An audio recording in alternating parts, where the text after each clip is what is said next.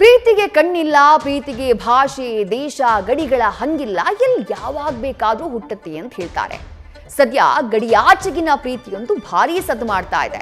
PUBG ಪ್ರಿಯಕರ ಸಚಿನ್ಗಾಗಿ ಪಾಕಿಸ್ತಾನದಿಂದ ಭಾರತಕ್ಕೆ ಬಂದು ಇಲ್ಲೇ ಸೆಟಲ್ ಆಗಿರುವಂತಹ ಸೀಮಾ ಹೈದರ್ ಕತೆ ನಿಮಗೆ ಗೊತ್ತೇ ಇದೆ. ಇದು ಕೂಡ ಅಂಥದ್ದೇ ಲವ್ ಸ್ಟೋರಿ. ಆದರೆ ಪಾಕಿಸ್ತಾನದ ಫೇಸ್ಬುಕ್ ಪ್ರೇಯಸಿಗಾಗಿ ಗಡಿ ದಾಟಿ ಹೋದಂತಹ ಭಾರತೀಯ ಅಲ್ಲಿ ತಗ್ಲು ಹಾಕೊಂಡಿದ್ದಾನೆ. ಆತನ ಫೋಟೋನ ನೀವು ಗಮನಿಸ್ತಾ ಇದ್ದೀರಿ. ಬಾದಲ್ ಬಾಬು ಅಂತ ಹೇಳಿ ಆತನ ಹೆಸರು. ಭಾರತದಿಂದ ತನ್ನ ಪ್ರೇಯಸಿಯನ್ನ ಹುಡ್ಕೊಂಡು ಪಾಕಿಸ್ತಾನಕ್ಕೆ ಹೋದಾತ. ಹೋದವನು ಸರಿ ದಾರಿಯಲ್ಲಿ ಹೋಗಿದ್ದಿದ್ರೆ ಬಹುಶಃ ಲಾಕ್ ಆಗ್ತಿರ್ಲಿಲ್ವೋ ಏನೋ. ಆತ ಹೋಗಿದ್ದು ಅಡ್ಡದಾರಿನಲ್ಲಿ ಡಂಕಿ ಮಾಡೋಕ್ ಹೋಗಿದ್ದಾನೆ. ಹಾಗೆ ಹೋದವನು ಪಾಕಿಸ್ತಾನದಲ್ಲಿ ಸಿಕ್ಕಾಕೊಂಡ್ಬಿಟ್ಟಿದ್ದಾನೆ. ಸಿಕ್ಕಾಕೊಂಡ್ಬಿಟ್ಟವನನ್ನ ಅಲ್ಲಿ ಪೊಲೀಸರು ಅರೆಸ್ಟ್ ಮಾಡಿದ್ದಾರೆ.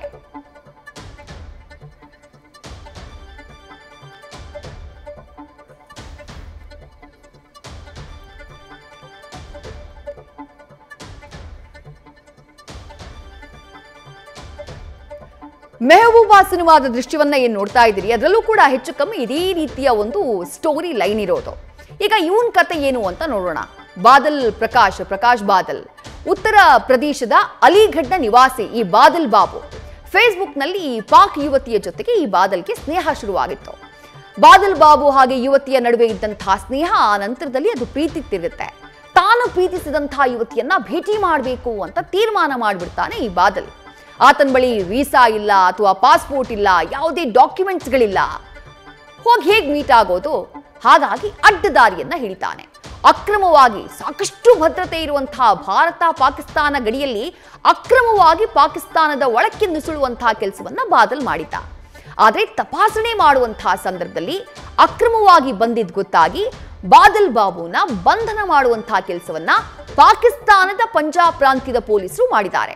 ಅಲ್ಲಿಯ ಮಂಡಿ ಬಹದ್ದೀನ್ ನಗರದಲ್ಲಿ ಬಾದಲ್ನ ಅರೆಸ್ಟ್ ಮಾಡಲಾಗಿದೆ. ಮೊನ್ನೆ ಡಿಸೆಂಬರ್ 27ನೇ ತಾರೀಕು ಬಾದಲ್ನನ್ನ ಪಾಕಿಸ್ತಾನದ ಪಂಜಾಬ್ ಪೊಲೀಸರು ಬಂಧಿಸುವಂತಹ ಕೆಲಸವನ್ನ ಮಾಡಿದ್ದಾರೆ.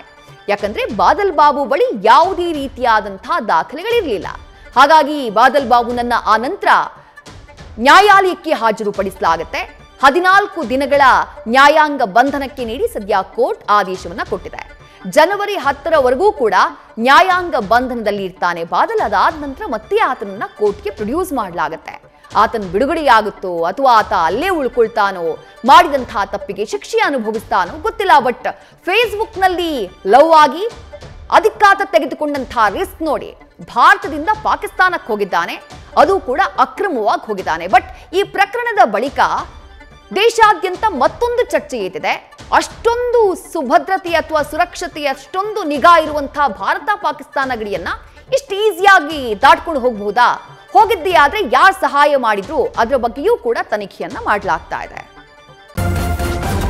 ನ್ಯೂಸ್ ಫಸ್ಟ್ ನಿರ್ಭೀತಿಯಿಂದ ನಿಮ್ಮ ಪರವಾಗಿ.